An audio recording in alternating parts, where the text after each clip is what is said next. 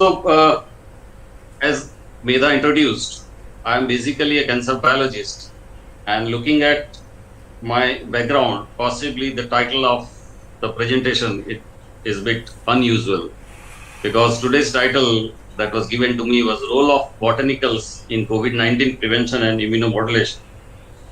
So this was possibly because of my involvement in a polyherbal formulation from Gujarat University as well as one Ayurvedic practitioner, and that is currently under clinical trial.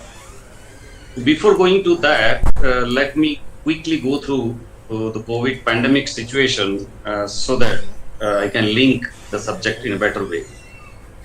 We are rising, and currently we are at the 4th position globally with a total case of around 7 lakhs, and these figures are alarming.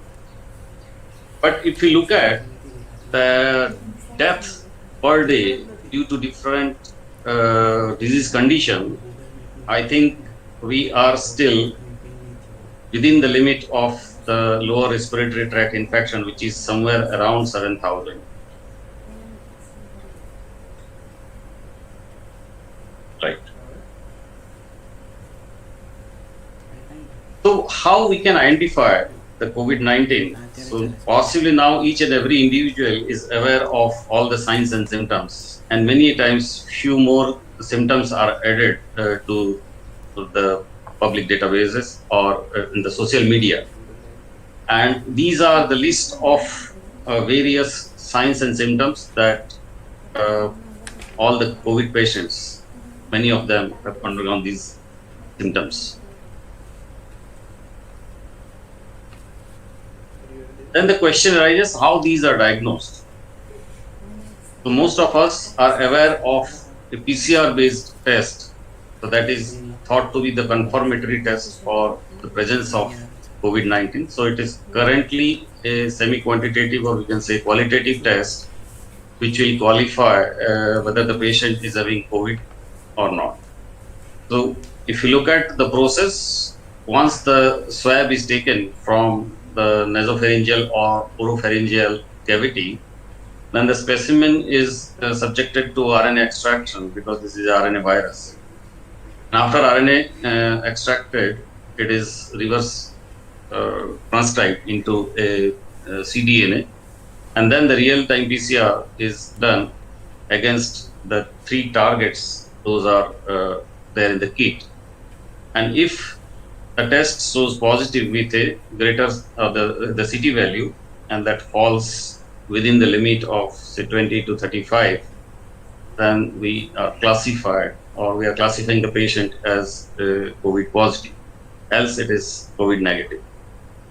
So once the patient is diagnosed with COVID, then he or she is subjected to either hospital admission, depending on the severity of the disease, or advised to stay quarantined at home in isolation.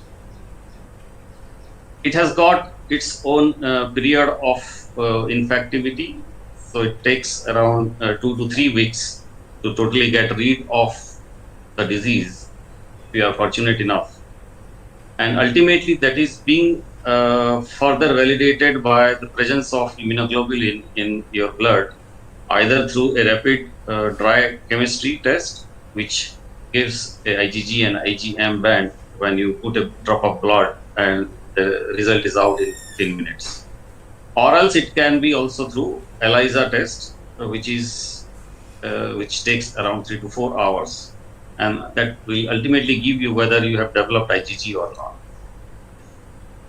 So once you have developed IgG, you are safe for this point of time, and possibly you are not transmitting the virus to others. There are several myths and facts which are running around, and we are much worried about that, what to follow in the social media. So there are many myths like spraying alcohol or hypochlorite all over your body will kill new coronavirus. So never do that, because these are very irritating substances. Virus doesn't survive in warm weather or in sun. Again, there are certain reports, and WHO has declined that fact as well. Gargling warm salt water can help prevent COVID, To some extent, that is true, as Ayurveda has listed out that. But respiratory viruses are not impacted by salt water. So there are certain data.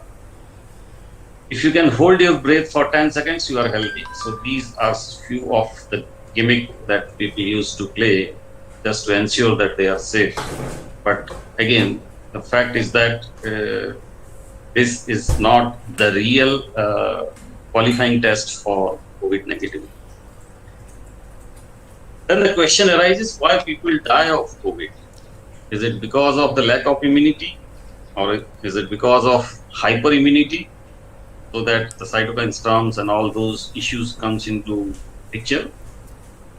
It has been reported that around 5% of the people had severe lung injury or even multi-organ dysfunction, including respiratory failure, cardiac failure, viral sepsis, or cytokine storm.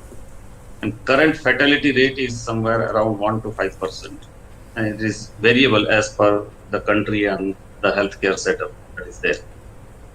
So if you divide it into phases, the first phase is usually the protective phase, where the T cell is recruited and the body starts secreting the activated CD4 and 8, and later on the intelligence is being transmitted to B cells, and that starts producing IgG and M, and then you are sick and you become asymptomatic.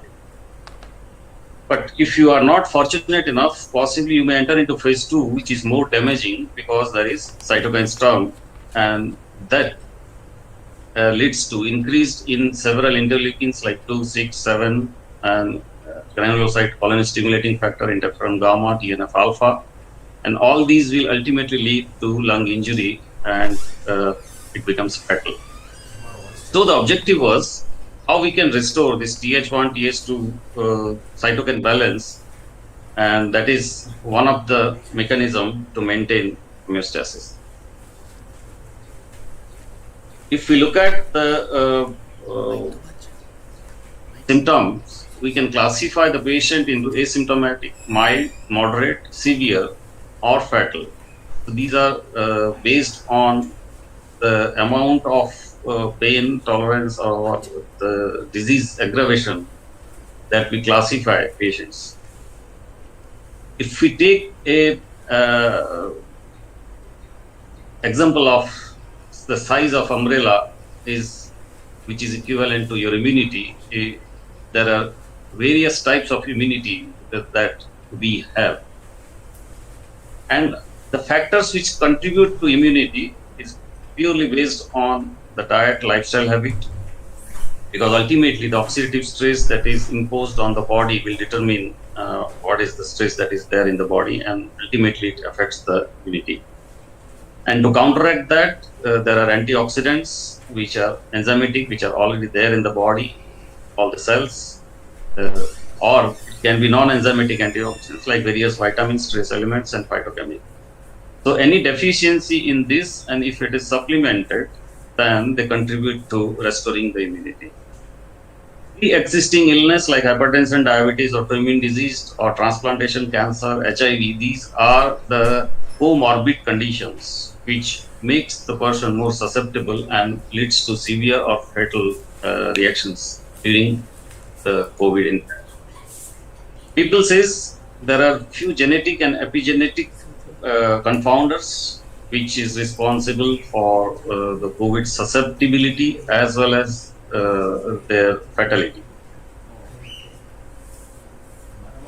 If you took a aerial view of the whole immune system, our immunity is mainly divided into two major arms, innate and acquired. So innate is the one that we are born with, and acquired is one which we acquire during our course of life.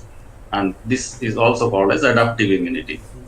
It can come as a natural way, either through the infection that we are currently facing, that you get exposed to a pathogen and you develop immunity for that. Or it can be passive through maternal, from mother to fetus. And if it is artificial, the active immunization or the vaccination is one of them. The passive one is injection of antibody. So that is also currently in practice, where people are injecting the serum of patients who have recovered from COVID.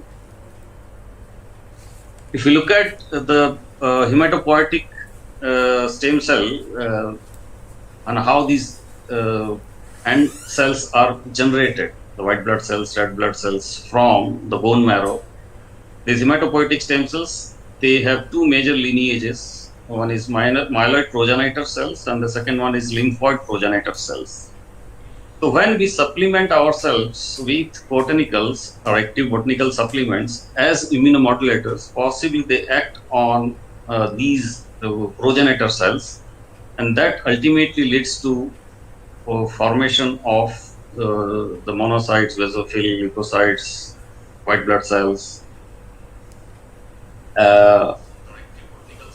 to compensate the loss. So whenever the patient is infected with COVID virus, if you look at the complete blood count chart, you will find that there is a decrease in white blood cells, and also there are abnormal counts in many of these cells. Active immunization is usually given in the form of vaccine to healthy individuals, and that leads to development of respective B lymphocytes or those antigens, and ultimately you develop the antibody. But in case of disease, individuals who are already compromised in their immunity cannot be given active immunization, so they are given passive immunization through direct injection of antibodies into the body. And if you look at the circulatory system and lymphatic systems, they interplay within the body, and there is a continuous exchange of the substances between that. So, coming to the topic, chemoprevention of COVID. So, how we can prevent COVID through supplementation of chemical substances, which either come in the form of synthetic substances from allopathic system of medicines, where people tried with various substances starting from HCQ to remdesivir, anti-HIV drugs, now steroids and all those. But these were not targeted for COVID-19. So these were not the treatment protocol for COVID-19. Similarly, as there was lack of evidences or lack of allopathic drugs to counteract the COVID-19 infections, people look for alternative, complementary and alternative medicine as well with equal. And in Ayurvedic system of medicine, people used Rasayana for immunomodulation, and Ayush also prescribed a list of various cocktails for prevention of the viral infection, including COVID. And during that course of time, we also developed a polyherbal formulation named Immunize, along with the Ayurvedic practitioner, Dr. Akshay Shevar from Junagadh. And with all in vitro and in vivo data, it was presented to Ayush Department, Government of Gujarat. And finally, the scientific review committee, they approved to go for clinical trials in a smaller subset of patients who are asymptomatic or with mild symptoms. People says there is a benefit in the yoga pranayama for proper lung support, because that tones our lung tissues and that compensates the oxygen need of the body. There are homeopathic substances which have been used widely by a majority of people, where arsenic album was given for prevention, and now coming up the COVID nosodes. So these are currently under development, and possibly they may come quickly in the market before the real vaccines, the allopathic vaccines comes. So these nosodes are the real preparation from inactivated viruses, quite similar to the allopathic medicine, but here the dilution is in million folds. So 1C, 2C, up to 30C. So each C is 100 times dilution. So you can think of a 30C potency, which virtually doesn't have a virus in itself. But it has been found that these nozzles are effective in various other disease conditions.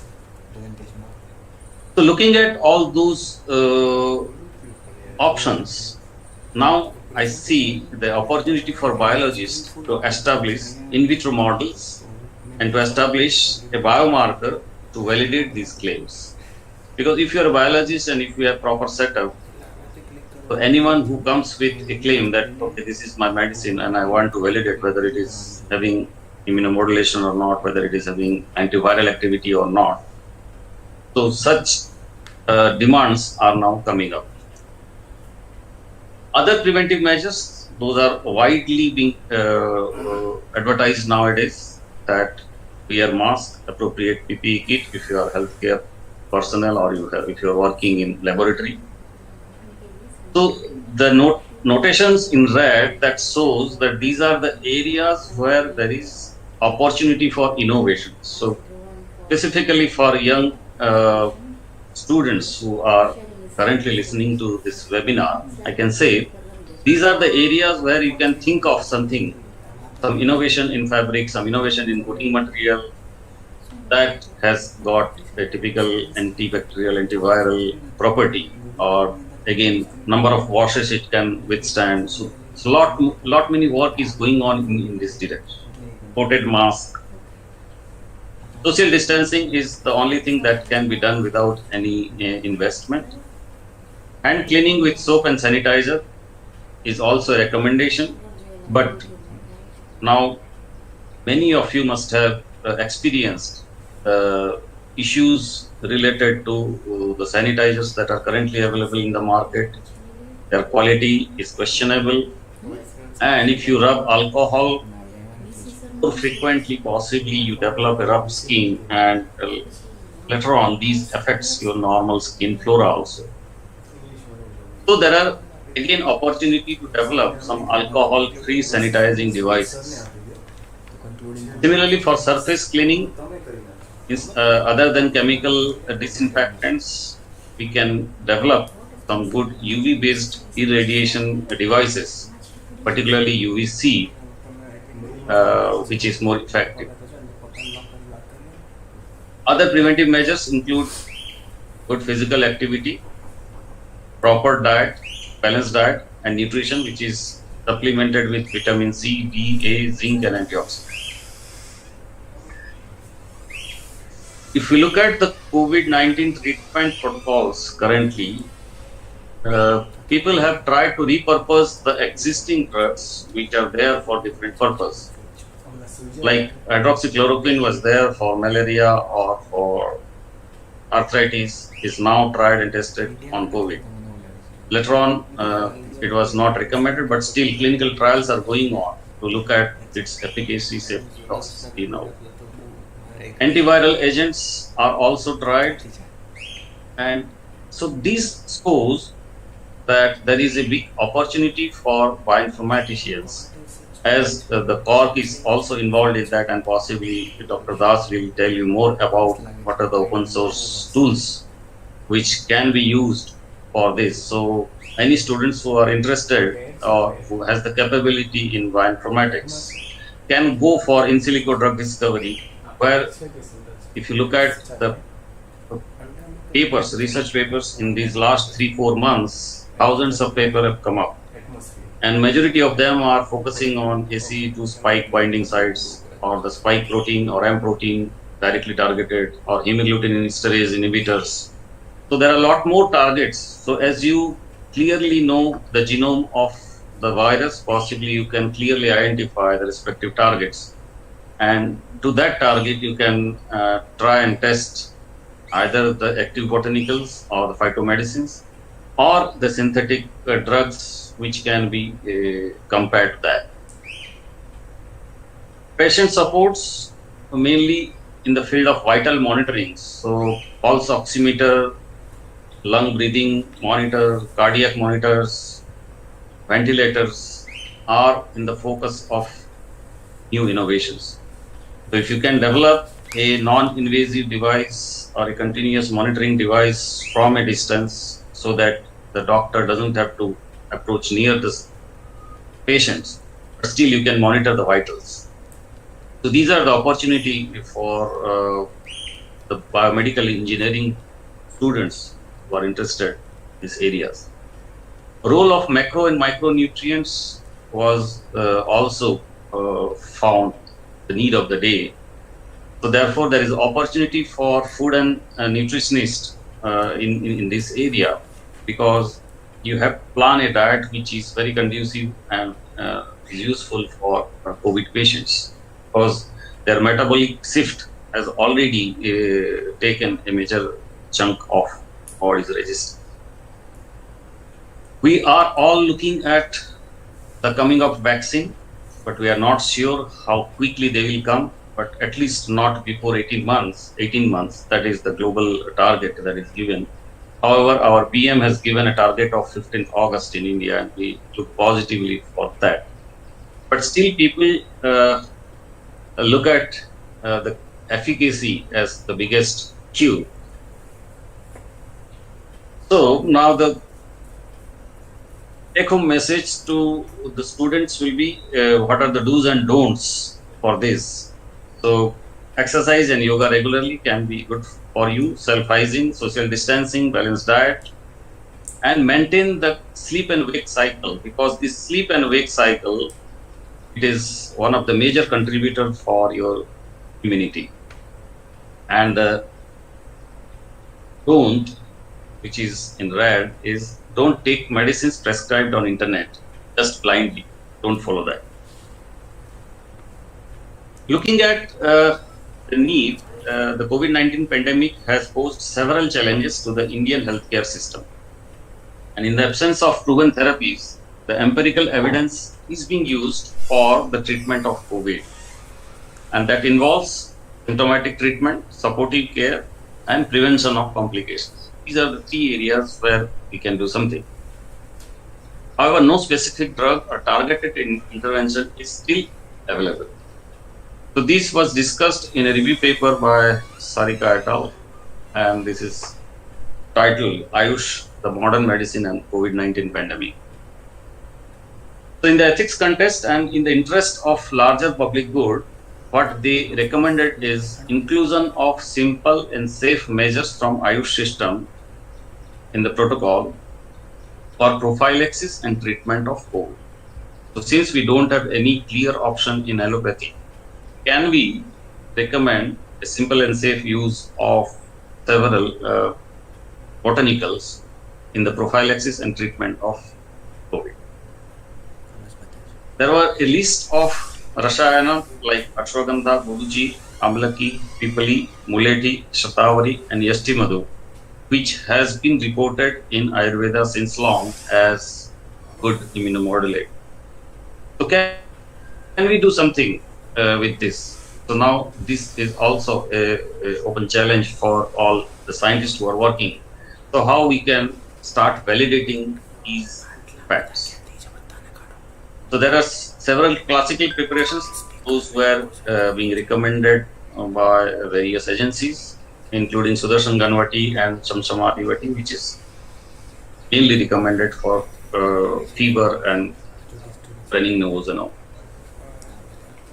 So this was one commentary paper by Dr. Bhushan Patwardhan in Current Science. So he classified the whole COVID cycle into three phases. The early stage with reduced Th1 response and increased macrophage function, decreased natural killer cell functions, and lymphopenia. So lymphopenia is one of the characteristic feature when you look at the CBC. And since these lymphocytes are going down, there is a complete breakdown in our immune system. Following that, in the progress chart of SARS-CoV-2, there is immune cell infiltration and cytokine storm. So during this, all these interleukins and cytokines are getting elevated, and that ultimately leads to an end stage, which is leading to death or a severe morbid condition with acute respiratory distress, sepsis, organ failure, and so on. And where these botanicals act is possibly if you supplement them either as prophylaxis or in the early asymptomatic stage, They helps in improving the Th1 response, which was originally reduced. They increase the B and T cell functions, which is compensating the lymphopenia. They increase the natural killer cell functions, decreased there. And the majority of these botanicals, they are rich antioxidants. So these antioxidants is that helps in immune homeostasis and that ultimately protect our vital organs. In case of severe stage, there is a downregulation of inflammatory markers, mediators, and that ultimately leads to reduced lung damage. That means these botanicals are working in the prophylaxis or preventive aspects also, or in early to moderate conditions. So the take-home message from their commentary was interdisciplinary research on evidence-based Ayurveda interventions should be prioritized with an open mind for prophylaxis and treatment of COVID. People says that we should learn something from China also. So initially what China did is they used the Chinese system of medicine in 23 provinces of China, and 60,000 cases have been treated with traditional Chinese system of medicine. So what they found was there is a reduction in recovery time, certain hospital stay, improvement in the clinical cure rate, and the disease prevention was observed by conforming with CT scan. And that limited the transformation of mild to moderate cases in the critical stage. So now the hypothesis comes is it the right time to move from farm to pharma? So the fate of medicinal plants. So why there is a need? The farm is the place where we produce the substances, and it is widely known that we are what we eat. And what we eat is generally recognized as safe. That falls under grass category. And pharma produces drugs to cure illness. Therefore, we have to find a route which can lead from farm to pharma, along with the botanicals which are generally recognized as safe. It has been found that 70% of the people in India use traditional medicine to meet their primary health care needs. That means there is a good opportunity for this shift. And I think there are good examples of our several herbal pharma companies. So how these plant or the botanicals, they play a role. So the chemical compounds that occur naturally in plants are responsible for organoleptic properties like taste, sight, smell, and these chemical compounds are later on used. These are usually primary or secondary metabolites. So these active metabolites are used as a drug. So if you look at the most ancient form of this, the example is salicylate, and the modern example will be say artemisinin. So all those have their origin from plant. And these primary or secondary metabolites, they are ultimately classified into small and large molecules like flavonoids, glycosides. If you look at the drug discovery modalities, how you should go ahead with all these botanicals, because the drug discovery modality says you can work with when there is a known target. So there is a way from target to lead. That means if the target is known based on the structure-based drug discovery or ligand-based drug discovery, you can move from the target, based on the target, you can reach to a lead molecule from a set of drug-like molecule. Many a times the target is not known, the disease is known. So if the disease is known, you have to go to identify the target first, and then you spin them and you reach to a lead molecules. And this is more time consuming and it is more cost intensive because you need to go through biomarker discovery. Third option is you can refer back to the ancient text That means if there is some clue in the ancient text, then there is, based on those clues, if you move forward, there is a larger chance that you reach to or you hit the right target. The fourth one is a chance factor, purely chance factor. We can say it is serendipity, that it is random state. You try to hit something and you hit the right target. But this is not always favorable to all. This is just again a pictorial representation of the classical drug discovery pipeline, where our first step is target selection, that is followed by lead discovery, and ultimately, based on the lead, we can go for synthesizing the real ligand molecules and its various derivatives, which is tested in vitro on cell lines and later on in vivo on various models, and that ultimately enters first in human and later on phase 1, phase 2, phase clinical. So how these botanicals can be used? If you look at the Ayurvedic practitioners or Ayurvedic literature, all those are listed in the Ayurvedic system of medicine can be directly supplemented to human being because they are all falling under GRAS category.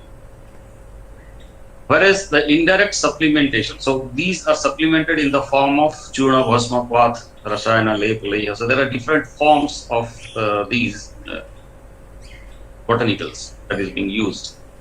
But if they don't fall in this, and if you want to assess the efficacy of a botanical which is not falling under GRAS category, then in case of indirect supplementation, there are various ways by which you can go through various in vitro and in vivo models, where you either work on crude extracts, whether aqueous or organic solvents, or you try with pure phytochemicals or the semi-synthetic derivative of that.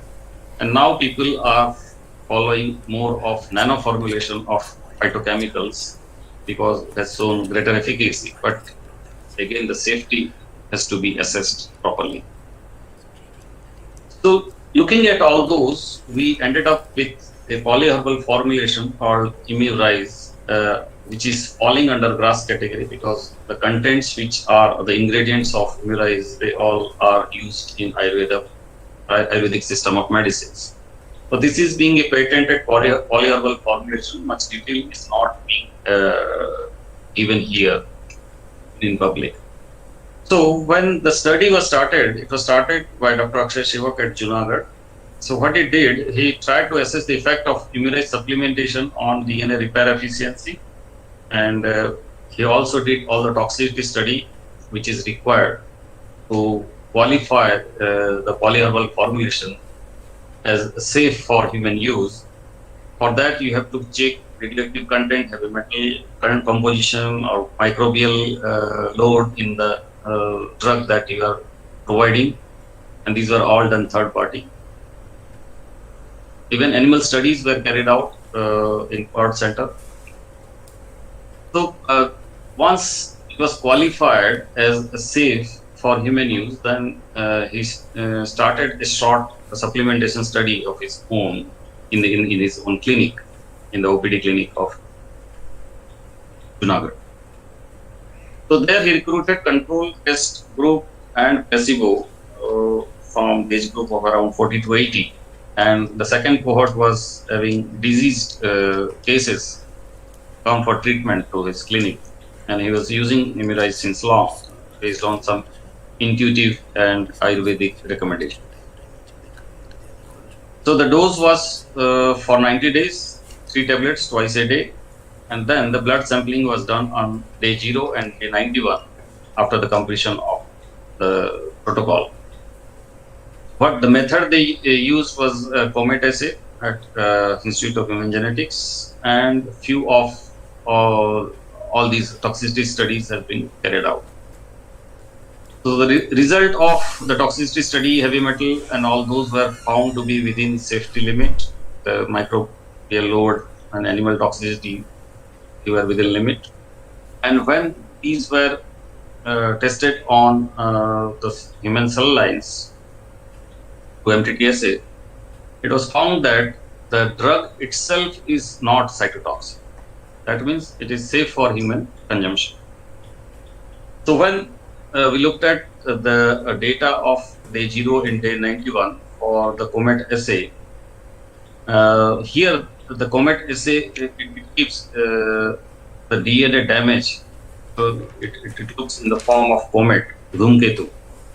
So if there is no damage and the cell is intact, you will get a dark spot. But if there is a larger damage, you will see fragmented genome, and which looks like a long tail of. So all those cells which were observed under microscope were classified based on the tail length of the comet. If you look at the mean values, 48% were normal, 28 mild, at 14% moderate, and around 7.5% high damage. After 90 days, if you look at these ratios, the normal is 81%, mild is 13, moderate is 1.9, around 2, and high is 1.6. Apoptosis is nearly same too. So the first phase findings showed that the formulation is safe for human consumption, and looking at the COMET assay result, was presumed that that is suggestive of rejuvenating action of Humira, which may be through metabolic activation of DNA repair enzymes, or it may be regenerating the stem cells, as I told, in the myeloid or in the lymphoid progenitor stage, which leads to overall wellness. The noteworthy observation in cancer patients that was found that there is an increase in body weight, improved quality of life, increased appetite, and decreased metastatic spread, and normalization of several markers. So that prompted us to again move to conduct a second study on animal. So here the animals were injected with B16F1 cell line, which is a highly metastatic cell line. And when the palpable metastatic node was observed, again Humira was supplemented on day 15. And then they were monitored for the growth of the tumor, and later on, after sacrificing the animal, all the results were represented in this bar graph. So where you can see the PHF is the polyherbal formulation Humira.